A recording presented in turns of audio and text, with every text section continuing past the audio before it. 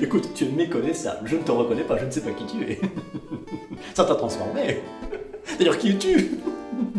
Allez, on trinque à ton fasting. Bon, honnêtement, c'est très à la mode, hein, en ce moment, le fasting. Déjà, le mot fasting, c'est le mot un peu classe, bobo, pour dire jeûne intermittent. Le but, c'est quoi? C'est de perdre un peu de gras, de perdre un petit peu de bidou. Là, par exemple, bon, on peut se dire, sans vouloir fâcher qui que ce soit, qu'un fasting est possible, voyez. Si vous montez sur cette balance, que vous voyez écrit ça, fasting possible. Alors, là, attention, par contre, il y a un piège.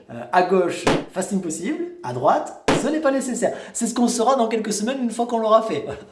Là, double fasting, double fasting. Eh, ça a été plutôt efficace, regardez quand même, non? Alors, concrètement, le fasting est considéré comme un mode de vie. Hein. Ce n'est pas un régime, c'est une cure détox, et ça nous vient des States.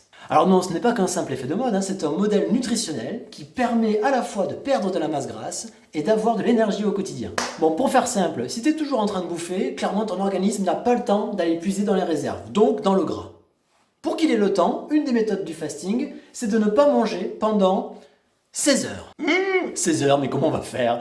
En gros, il faut sauter un repas. Alors j'ai réfléchi, s'il faut sauter un repas, on va éviter celui du midi. Eh bien oui, parce que ça veut dire que si tu n'as pas le droit de manger entre le petit déjeuner et le repas du soir, admettons que le petit déjeuner tu termines à 7h du mat, 7 plus 16 égale 23. Tu ne peux pas manger avant 23 heures. Là, ça commence à être un petit peu long, je te l'accorde. Moi, je pense que le mieux, c'est de faire sauter ou le petit déjeuner ou le repas du soir. Parce qu'en plus, du coup, dans le laps des 16 heures, il y a la nuit, on est en train de dormir, on y pense quand même un petit peu moins. Moi, je me réveille rarement avec une envie de bouffer un gigot, quoi, en pleine nuit. Donc, Mais après, c'est vous qui voyez, vous faites comme vous voulez. Hein. Alors, pendant la période de jeûne, ça oui, ça non. Voilà, ça c'est interdit.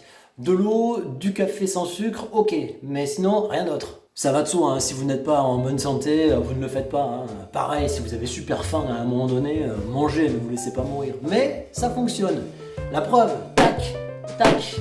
Bon, alors après, il faut arrêter quand même, parce qu'à un moment donné, c'est trop, quoi. On commence à devenir tout maigre, on a les nageoires et les écailles qui commencent à pousser. Après, on devient un poisson, quoi. Un luge. Message de Marilyn. Qu'est-ce qu'elle veut, Marilyn? Bravo, Vivien, pour cette vidéo. Ce qu'on aurait préféré, c'est que tu nous montres les effets du fasting sur ton corps. Je vous vois venir, les coquins et coquines.